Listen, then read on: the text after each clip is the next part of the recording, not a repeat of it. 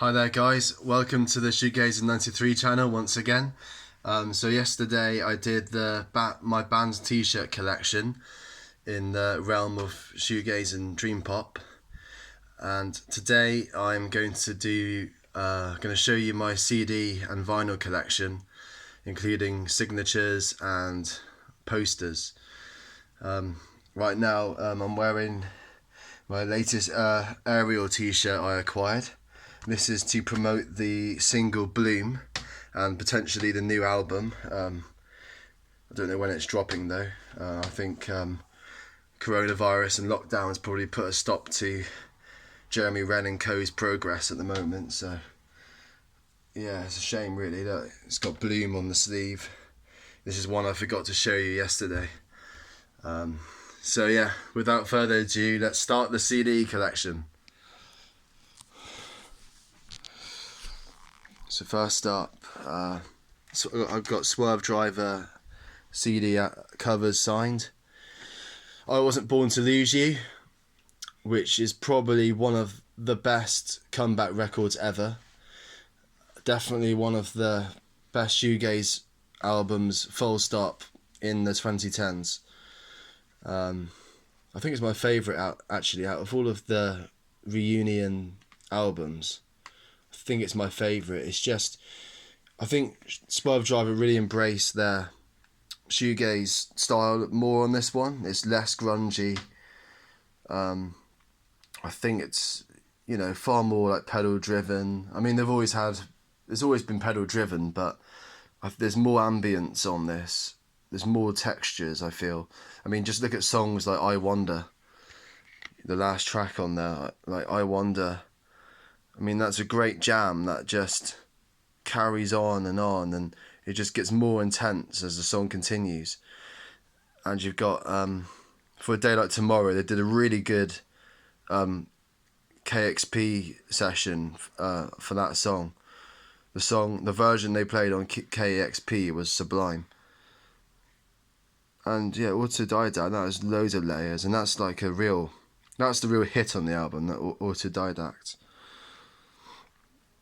Just really catchy, but it's also very layered and experimental. It's just it's what shoegaze is all about, really. You're blending the pop sensibility with experimentation and creating this feel. I mean, that's what it's all about. Just creating a feel, letting the listener decide for themselves what the song's about, and pure sound, pure feeling. So yeah, I've got that all signed. So I've got Adam, who I've chatted to many times in person. I've actually met him outside a Rider gig before, when Rider were playing in Oxford in 2019. Adam was he was actually in attendance with Mick Quinn, the bassist, who was also in Supergrass, obviously. So you had the whole Oxford contingent were there, if you like. Yeah, really cool guy, Adam. He's a really great guy. He just chats. He's happy to chat about anything. Like, I remember chatting, we had a cigarette outside the Fleece in Bristol before, and we were just chatting gear for hours. It was just really good. So I got Adam there, Jimmy Hartridge. I've got Mick Quinn's signature on it.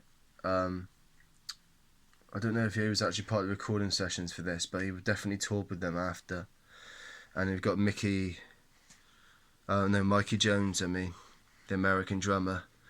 So yeah, but this is where it gets a bit sort of controversial, because I've got Mescal Head signed, fully signed and raised, but I've got Mick Quinn's signature on it. So it's obviously he wasn't part of the band back then, but just for the hell of it, because I didn't want to be rude, and I was meeting him and for Seeking Heat, because I didn't want to be rude. I just I didn't want to reject his signature for it, I just thought, go ahead, you're a member of Swervedriver now, so I don't think it's going to do any harm by signing the old stuff that you weren't a part of. I mean, he's a Swervedriver member, isn't he, at the end of the day, so he is part of the history. So yeah, so I've got Rays and Mescal Head fully signed. Well, without like Jez Hindmarsh, obviously, and Steve George. I don't have their signatures, but basically the whole like 2015 and onwards lineup signed it. So I've got that. Boo Radley's Everything's Alright Forever. Brilliant album. Really underrated. They basically, Martin Carr is a genius. His guitar work on it is very much like Kevin Shields, but I think the Boo Radleys are even more expansive than My Bloody Valentine in a way, because I think their songwriting's a lot more. It's more dynamic, whereas MBV sort of keeping this constant flow all the time. The Boo Radleys aren't afraid to ramp it up, like Ride style. They really have these. They have different sections of the song, and it really takes you places. I mean, think of the last track, Paradise. I mean, that really is a journey. That one. Does His Hurts on it. Spaniard, that's a really unique opener. Don't think I've heard many songs like that one. Memory Babe, absolutely phenomenal crescendo. The way the guitar just skyrockets at the end is sublime. Skyscraper, love that song. It's got a real melancholic feeling about that one. Does His Hurt, brilliant. Velvet Underground sort of feedback all the way through. Fire Sky, that's it's probably my favourite actually on that one. Beautiful tune. So yeah, I've showed you my books, haven't I? The 4AD, Story of 4AD by Martin Aston. Definitely recommend. I'm only, I barely scratched the surface with it so far, but it's very interesting. Even with a few pages completed, it's still, I can tell it's going to be a hell of a book. And then the Still in a Dream CD compilation. I know I've showed this in my last video, but this is for people who haven't seen it, and might be their first time seeing my channel, so I thought I might as well show it again. So it's got like a little book at the beginning as well, so it's not just the CD collection. So you got them like in these inserts here, 5 discs of pure quality music, and then there's a book section where you get like a bio of all the bands included. Obviously it doesn't include My Bloody Valentine, which is obviously a big loss. Sacrilege to some people, but it's only because of the, Kevin Shields and co are very fussy with the rights. Awesome. So you get this you get the bios, but then you also get this these forwards in the beginning, like an English perspective and an American perspective, which basically describe like the history of the scene. And I think the American one's more interesting because it's it's coming from a perspective where shoegaze wasn't it was just drowned out by grunge in that country, and I mean it was in the UK as well, but I suppose it was even more obscure in the States. So that's even more interesting, how it was even more hipster really to shoegaze in America, because it was just even more underground. But yeah, really good book. So I've got so much to get through.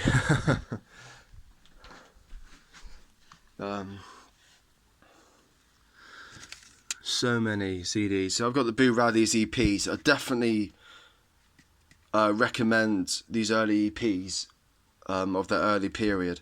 Fantastic shoegazing. It's nothing like their later period when they went Britpop. Ooh, dare I say that word? Sorry, all apologies. Right. That's cringeworthy, the Britpop name. So here we go. So yeah, Boo Up EP. They also do the Every Heaven EP. They've got the Adrenaline EP, which is fantastic. I know Ian Dalglish, I think that might be his favourite EP. Dive Deceiver. So I've got it signed, so I obviously took it out. So I've got it signed, the cover. Green Hill, some like obscure German band. Got it from Discogs. I've got some really, that's their second album, To Lose. Curve Cuckoo.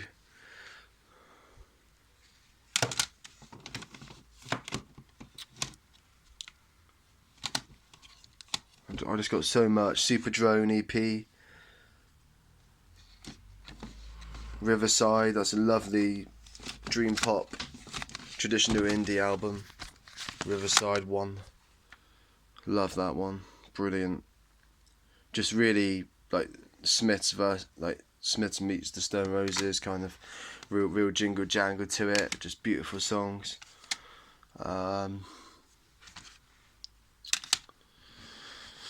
So I've got my signed stuff. Oh yeah, mostly down here actually on this row. So I've got Mickey Bereni signed my Lush albums. This is the EP compilation gala. I met Mickey after a Piroshka gig, finally in 2019. So I've got Split as well. Really like that.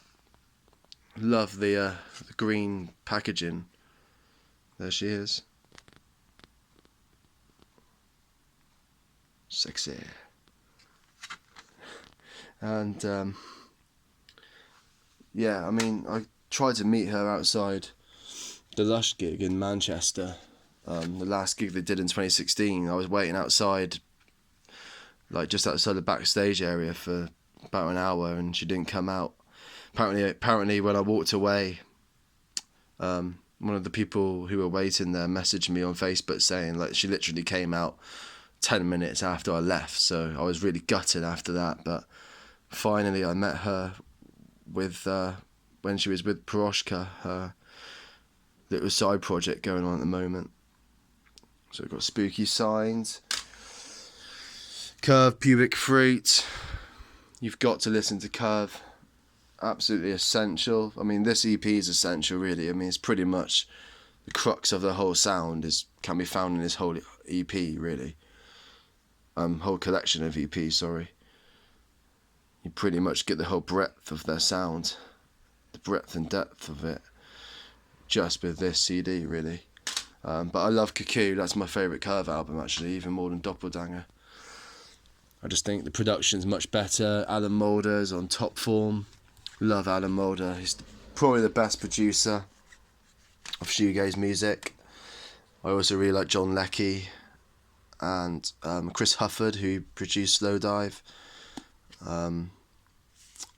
Robin Guthrie, obviously. I mean, they're the big four, I think, for 90s alternative rock music. I think Alan Moulder, John Leckie, Chris Hufford, and Robin Guthrie. I mean, they are the go-to producers, in my opinion. Ride Network, I got a fanzine. That was when I saw them in 2015, Bristol. Hell of a good. The Nowhere 25 tour. Absolutely fire, that was. Absolute fire. You know, they basically played like the hits that aren't on the album first. So they had like Twisterella, and they played Today. They played, you know, the Going Blank Again stuff and some of the EP stuff. And then second half of the set was the Nowhere in full, and they included the Fall tracks as well. So they went into Taste, Here and Now, and Nowhere. So yeah, that was just one of the best. They're up there with the Swervedriver Ray's Mezco Head tour of 2018. Definitely, probably about equal. Swervedriver, they played for fucking hours. It must have been like a 2.5 hour gig, that one. Dual single.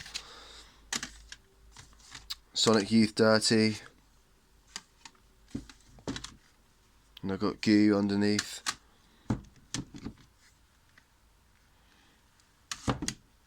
Not quite shoegaze, but definitely the right neck of the woods. Yeah, so Ride, got Today Forever. I think it's Follies. No, without Mark. See, I met Mark, and I think this is the one he forgot to sign. Don't know how he didn't see that one. I've got some live bootlegs from eBay, Slow Dive, live at Eindhoven. You can find this on YouTube as well. Eindhoven 92, really good gig. I think the Oslo one's the best though, for capturing their live sound. Pale Saints, this was the re-release, I think last year. They did like a, they re-released it with like demo tracks on it, like demo versions of the final tracks, and like a Peel session. John Peel, legend. Nowhere, this is probably one of my most prized possessions. Got Blind Mr. Jones t-shirt there, another very prized one. Yeah, this is awesome. You get the whole like interview in it with all of the band members, get some nice pictures, gig pictures in there. This is the Town and Country Club gig of 91, which is brilliant. This is included, that's the second disc in this. You get the live at Town and Country Club, 7th of March 91.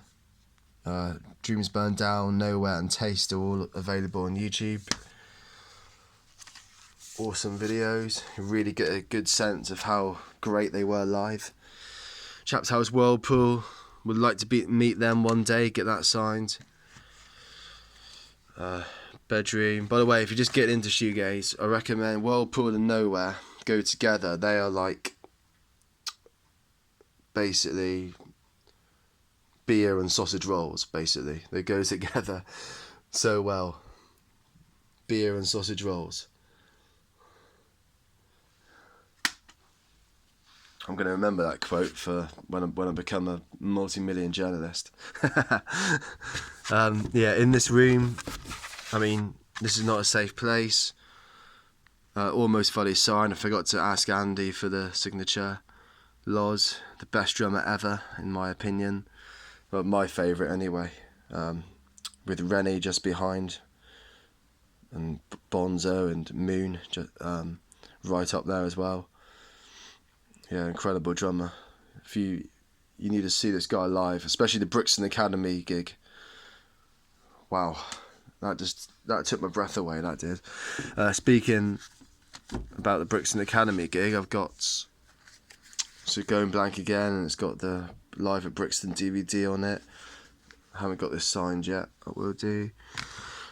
Shining Breeze, Best of Slow Dive, the Anthology thing.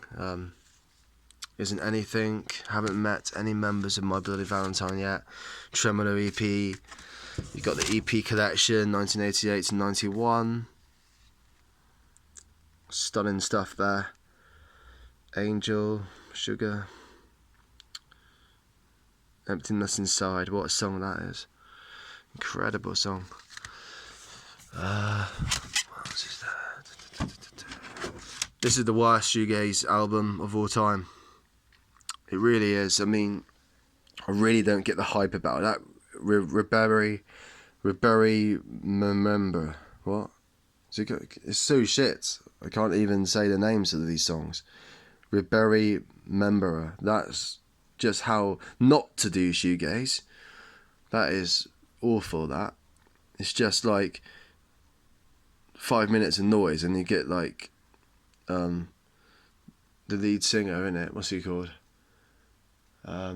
Gregor Kell just shouting. Like, there's just no construction to it.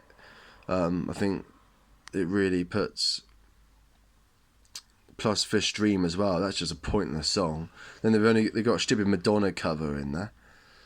They always like these cheesy covers for some reason. Ease It Halen is just some guy tuning his guitar up. It's just listening to it's like listening to a sound check, basically.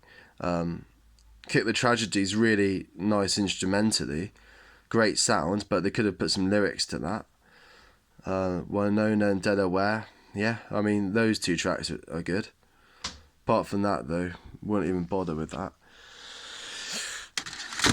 Don't want to be too critical, but you know, I just want to say that I don't like all shoegaze. It can be done badly, you know.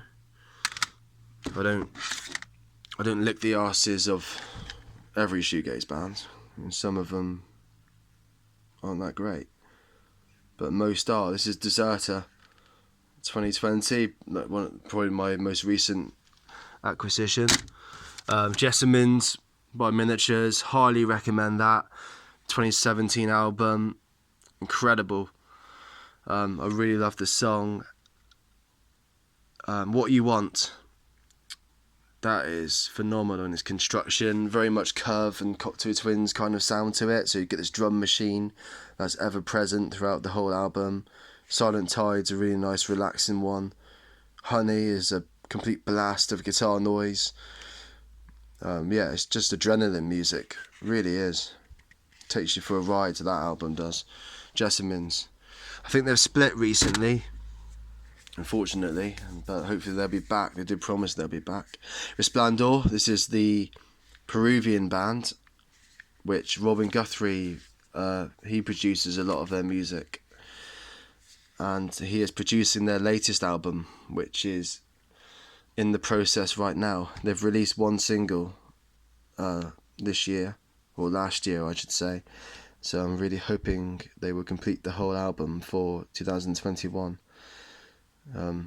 Twilight, probably one of the best shoegaze songs I've ever heard. The layers, the way the guitar rises in that is phenomenal. Phenomenal stuff. Plima, nice. Downfall, it's got, yeah, that's a hell of an album. So it's called Plima, is the whole, I don't know if I'm pronouncing it properly. Might be Plema. Resplandor, Plema. Phenomenal. I love the artwork as well. It's just total 4AD style, like Vaughan Oliver, rest in peace. He would be very proud of that artwork. Yeah. And that's from 2006, so but it just sounds so up to date. It's unbelievable. Nothing, Guilty of Everything, my second favourite Nothing album, just behind Tide of Tomorrow. Brandon Setter's signed that.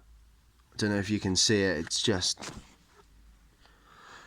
because the artwork's not that great, it's really hard to see Brandon's signature on it. I think it's just there, you can see some squiggles at the top. Oh, it's all going out of focus and I can't do anything about it. Yeah, but anyway, Brandon Setter, their old guitarist, signed it. He's done some great stuff. Aerial 2007 album, which is great. I mean, it's got sugar crystals on it, but I prefer their Winks and Kisses EPs from 2004. So Going Blank Again, fully signed. So I didn't get the Brixton Academy CD plus DVD package bundle signed, but I got the old school album cover signed. What else can I show you? Got some Czech shoegaze here. Not that one, that was Spacemen 3, which I don't really like, actually. I never got into them. Fluid Trance by the Ecstasy of St. Teresa. Really good. They actually did John Peel sessions back in their time. Some really good stuff. Here is another great Czech band. This is the EP I got quite cheaply on Discogs. You can get this one quite cheap, but the Swirl album is very expensive. That's going for at least 90 quid. So yeah, I don't think I'm gonna get a lot of their collection. This is a re-release for the American market, I think it was. Susurrate by the Ecstasy of St. Teresa. This is their first album. Swoony, that's a classic. So yeah, basically the actual original album cover is different to this. This was like a re-release, 2002 I think.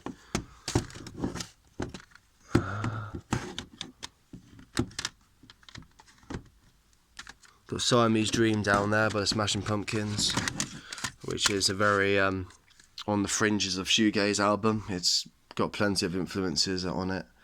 but definitely My Bloody Valentine is ever present, really, with the big muff pedal, which is a constant through the whole album. The Electro Harmonics big muff, it's pretty much an advert for that, but I mean the songwriting's great. Really, it's like prog rock. You got 70s influences on it. Like you can hear 70s prog on it. You can hear Queen definitely, and Billy Corgan solos, or James Iha's solos. Queen's a big influence. A bit of Floyd as well, probably. But definitely, it's got traces of shoegaze on there for sure. I mean, Billy Corgan's even spoke about it in interviews about, you know, how My Bloody Valentine was a big influence on that album, and I think Alan Moulder produced it as well, so, or mixed it at least. Telescopes, rest in peace, David Fitzgerald. Their original guitarist died at the end of last year, December 2020. This is the Higher and Higher album, or the Telescopes, self-titled, however you want to say it, really. It's like this album has got two names. Very 60s psychedelic influenced, you know, much more quieter affair. Myself, I prefer their EPs like Celeste, Ever So, Flying.